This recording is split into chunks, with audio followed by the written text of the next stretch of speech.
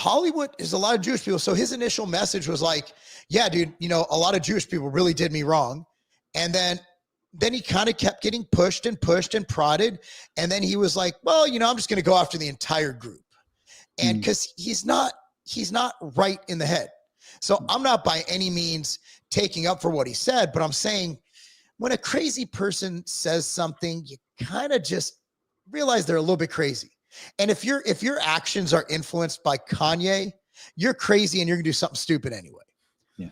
Well, to that I'll say there were a lot of Americans that were influenced by his album Jesus is King that became more devout Christians that turned to the faith. And I think both he was doing better and his music was better when that was his vibe. Like I heard the new album, Dave. It's not a bad album. It's definitely got some hits on it, but Jesus is King was a superior album, and that was a superior vibe for him. And I don't give him any kind of pass that, he's a victim. I don't give Jews or anybody else a victim pass.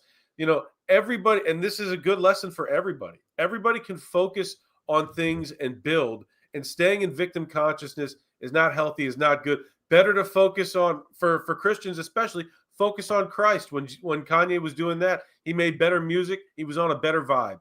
And that take that example and extend that to everybody else. I was going to say it goes the same for the black pillars out there too, right? I mean, there are people out there that black pill about how bad our country is, how we're not in control, how we're not able to make these deportations happen, how our foreign policy seems to be led by people like Miriam Adelson or whatever. And so they black pill and then they just basically give up on life and say, oh, well, I can't do it because of X. And it's like, don't do that. Like now is the time to build, focus on your craft. I'm a big proponent of Bitcoin. So if you believe the financial system is corrupt and rigged and run by the Jews, then get some Bitcoin and focus on your craft, build a company, sell your products for Bitcoin, check out of the financial system, do something about it, make your life better. And so I do think that there is a lot of people out there that kind of cope. And they don't try to excel. They don't try to rise above. They don't. They look at the adversity and they just give up. And I think that that's a mistake for everybody. And that goes for every American, white, brown, black. Is that a color? Brack? It is now. You just made it. So half Mexican, half black. Yeah, and so I think that the message should be positive and that build shit. You can just do things. You can just do things. Before we get out of here, Dave, what are the 2 books you got lined up there for everybody to see? Yes, this was an interesting discussion on the show. The first one is by a good friend of mine, Father James Maudsley, If You Believed Moses. And Andrew, maybe I'll have to buy a copy and send it to you. It's an interesting book, basically going through the Torah and then revealing how it found its fulfillment in the New Testament. And that if you truly believed Moses, you would believe that Christ is king. And then this one is interesting. It is The Popes and the Jews in the Middle Ages, which was written in 1965 by Edward Sinan.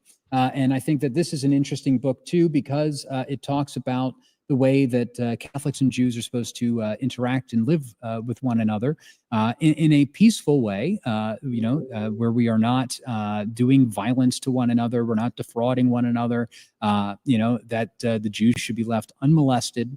But that also means that they shouldn't try to subvert Christianity and subvert Christian teaching, doctrine, and practices. And in return for that, we should be good neighbors and love our enemies, even the Jews.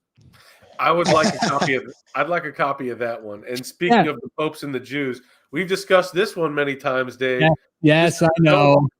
Did you know the first printing of the Zohar was authorized by Pope Pius IV in 1558?